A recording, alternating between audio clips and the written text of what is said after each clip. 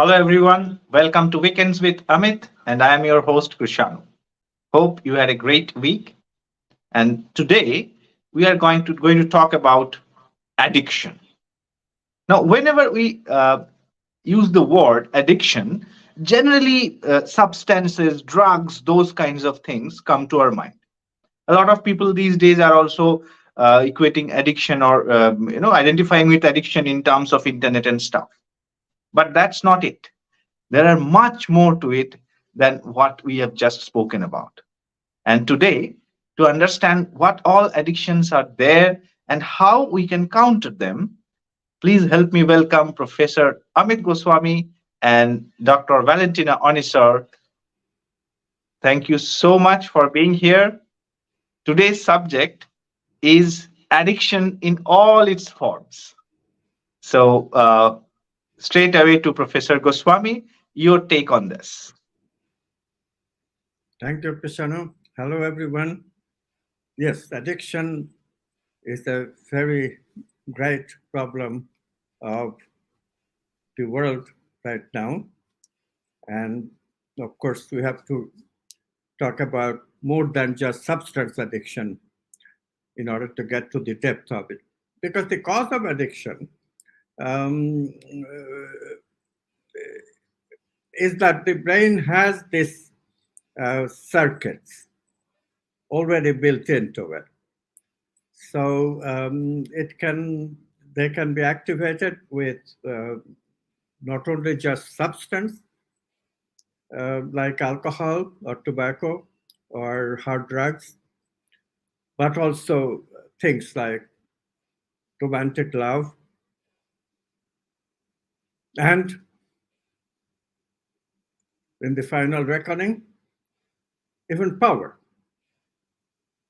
Of course, only recently we have tested that romantic love addiction uses the same brain circuits as substance addiction.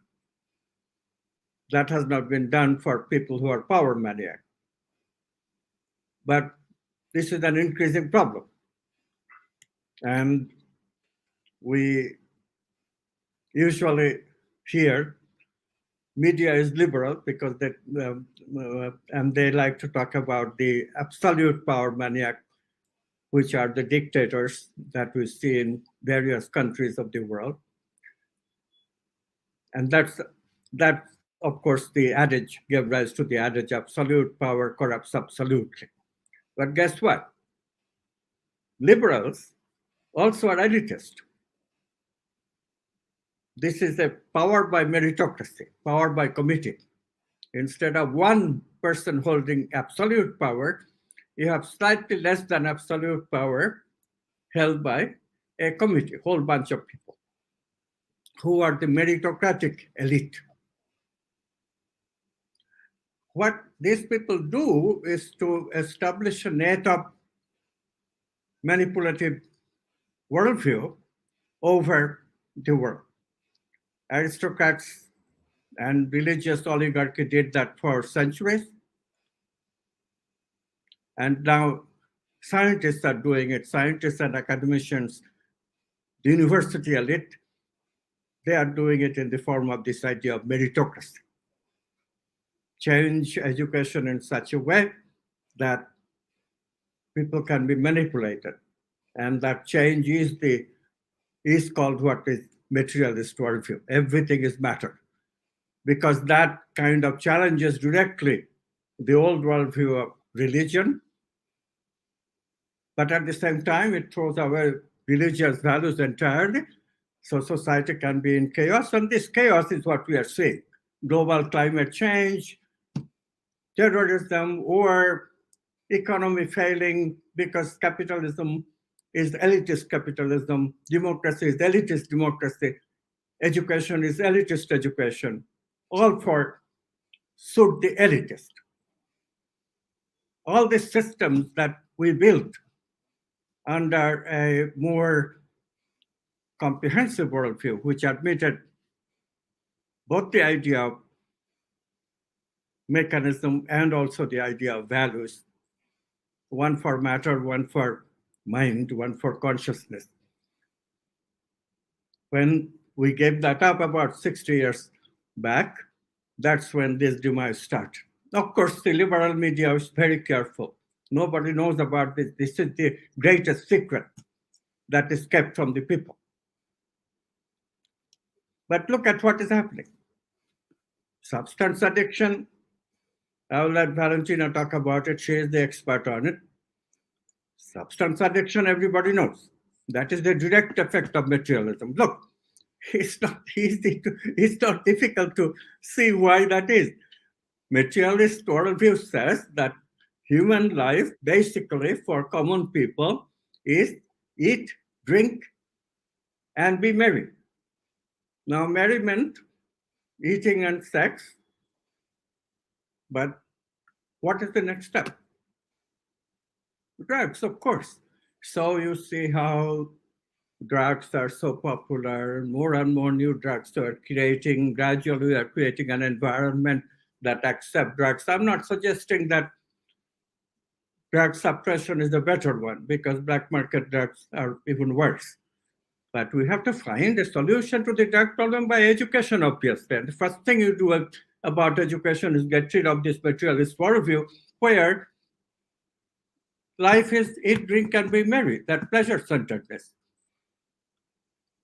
Eat and sex does not give you enough pleasure. The next step, obviously, is to augment the pleasure even more by addiction.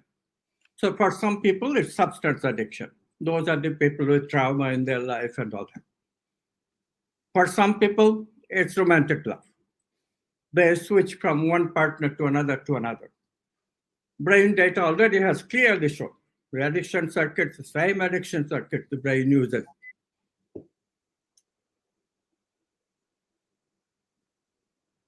Power addiction. This one has not been tested, but we predict from quantum science point of view, quantum worldview point of view, that indeed, if we could get the power addicted people of the world, the politicians, meritocrats and the aristocrats, plutocrats, and if we could persuade them to sit with fMRI, this technique that does brain imaging with functional capacity, then they would show, indeed, their brain would show the addiction network, exactly the same way as substance addiction and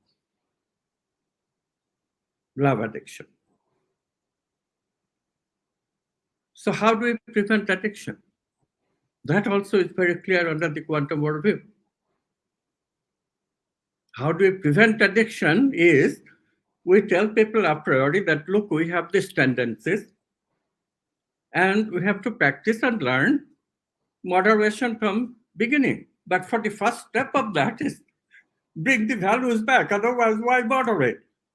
Why the hell do I want to moderate? If the pleasure is the objective of life, then why do I need to moderate that? And power addiction certainly is not necessarily bad for health. Substance addiction, you can argue that okay, is bad for health. But love addiction, power addiction, these things are not bad for health. Maybe a little bit, only indirectly, there is a tendency for some of the autocrats to become psychopaths and sociopaths.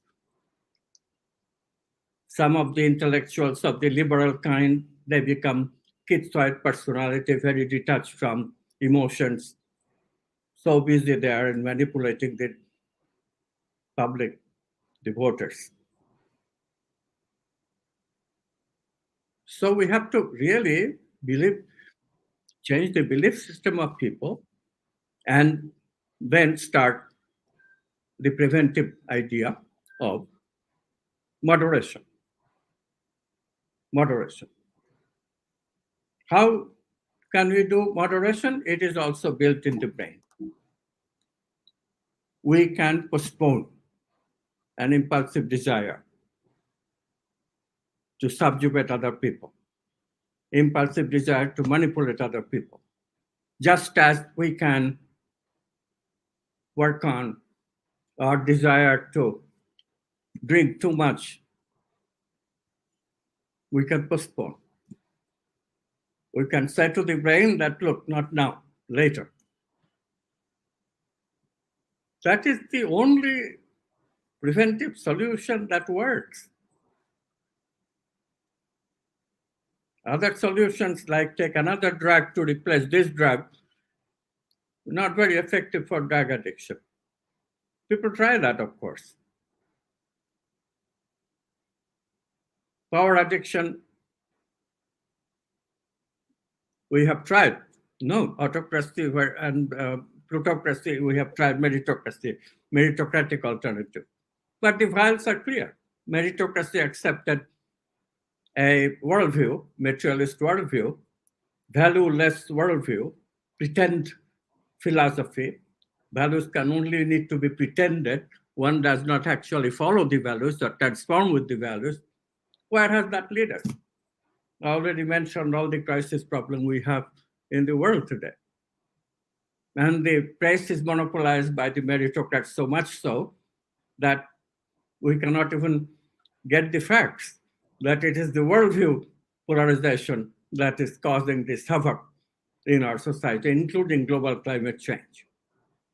People only talk about the symptoms and how to talk about curing the symptoms. They don't even have any real solution for this, for curing the symptoms. They just talk about it,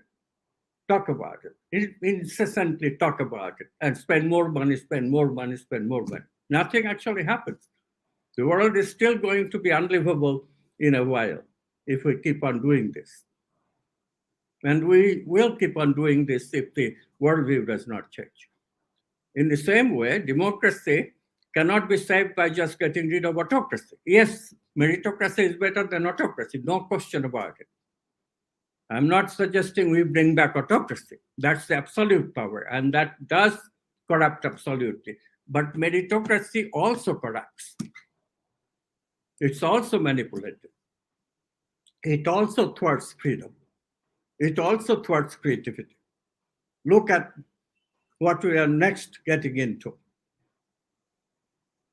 We are getting rid of creativity by creating machine programs, mechanical programs, and people's belief is that this is bound to be better than the human because humans are also machines, and this artificial intelligence can better the brain. Yes, it can. In many ways, it can. It's already doing that. If we go that route, what will happen to the world? It's unthinkable, unimaginable. And some people are so obtuse, they're already proposing that, look, these AI programs are talking like they're going to be sentient pretty soon. They don't have any understanding what sentient means, that consciousness is not an object. So a machine can simulate consciousness. That's their belief. A machine can never simulate consciousness like humans have. Humans also have the ability of experiencing. This is why we form worldview. This is why we think and we think about things. We are the experiencer, and those things are objects, material objects, thinking objects, feeling objects, even values are objects called archetypes. This, without this understanding that quantum worldview gives us, we'll never be able to tackle these addiction problems. All right, let Valentina talk to you about substance addiction. That one we understand very well, but you can apply the lesson to what I was talking about, power addiction. All right. So indeed, the power addiction, looking at that, it's very interesting to see again about our mechanisms. But the thing is that, again, many still believe that only chemicals, or food, not behaviors actually, which are more dangerous, I would say, such as internet, for example, not to mention internet porn, but even just internet or everything that happens on your phone can really lead to addiction. To me, that's even, with the sugar addiction, that's quite clear. But this other one, which is, again, because as Amit mentioned, now we are so high on technology, it's something very important which is destroying the brains of our kids nowadays since early ages. Yeah. There was an extensive research, and it's still going on addictive behaviors, which they actually reveal the same fundamental brain changes that occur in the case of chemical addiction. So in the same way with the behaviors. Yeah. And all these addictive behaviors and symptoms, they have a certain set of measurable brain alterations. Now, you will find some of this, a lot. I'm not a lot, but you will find in the book, The Quantum Brain, that we just published last year. But there's more, there's a lot to this subject. We have one student who is working on this area already, and have PhD thesis. And she's a medical doctor. So again, the fact is that those with addictive behaviors and symptoms, we should see actually what's happening, what's with these brain changes, because they all include what is called sensitization, desensitization, hypofrontality, and altered stress responses and abnormal white matter. And there are, again, addiction-related brain changes, both behavioral and chemical, which are triggered by the accumulation of what is called delta FOS-B. So we give it a search to these things, because there's a molecular switch, whether it is drugs or gambling or food or, again, internet, not to mention the porn. Yeah. So it's the same factor. I had first-hand contact with the people who had this. Even, I believe there's even addiction to saffrons, actually, in a way.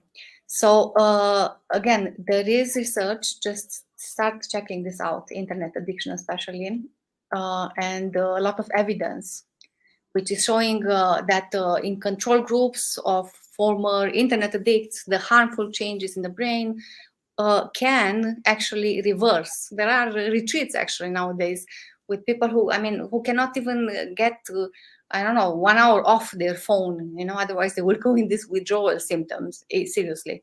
So again, the symptoms are reversible, but you will get to see the same kind of withdrawal symptoms as people addicted on alcohol have, or even on serious drugs.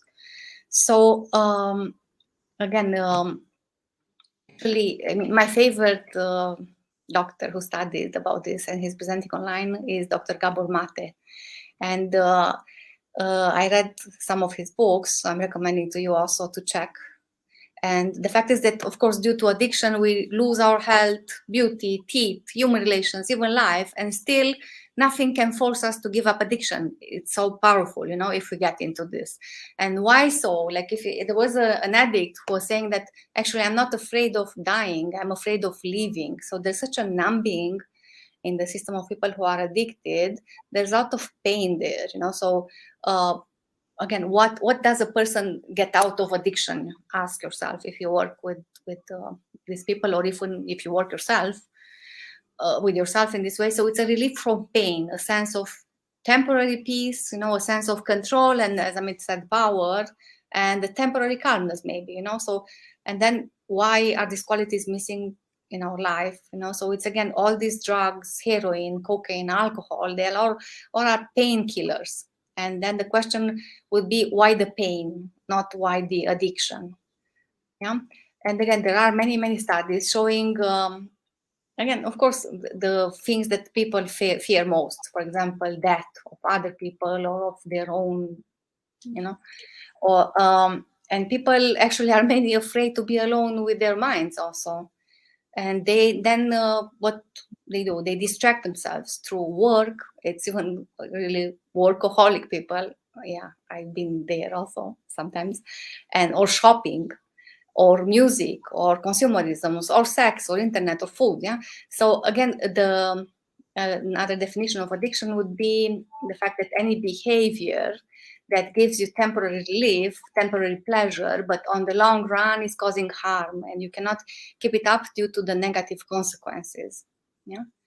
So take a serious look at this, especially if you want to understand what's happening with the development of a child, how the development of the brain, it's what is happening with that. Yeah, there are all kind of experiments. For example, one with the mice. So you take a little mouse and you put food in his mouth and he will chew it, he will swallow it. But if you put it down a few inches from his nose, he will not even eat it, So again, it's obviously the dopamine flow when we are motivated, when we are curious, when we seek for food or sex, and when an addict seeks cocaine, they get dopamine in their brains. And then what's happening in the brains, drugs, again, they are not addictive by themselves. There are people who tried them actually and did not become addicts. I think it's about 15%, 1/5 of us who have the chance to become addictive to drugs in that way, and the others not. But actually, the percentage of becoming addictive to internet or to porn, it's much, much, much bigger, So the same, okay, TV or food, it's not addictive to everyone, Why some are vulnerable to being addicted? That's a big question also. So the addiction of these drugs that I mentioned, and of course heroin, morphine, which act on the endorphin system.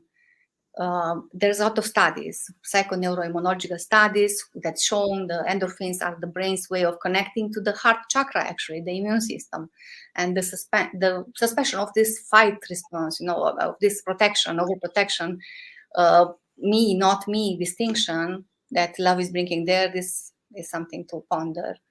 And then the question is, what happens to people that they need these chemicals to find love, to let go of all this stress or overprotection.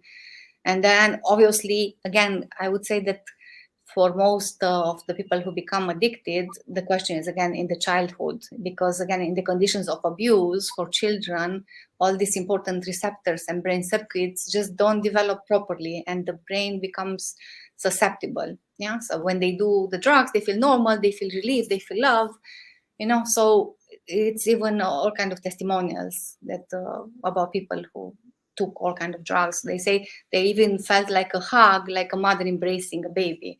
So okay, that's with drugs. But again, I'm again raising the attention actually more on these other things of technology and on the internet, not to mention the porn addiction, which is again, it's a huge subject.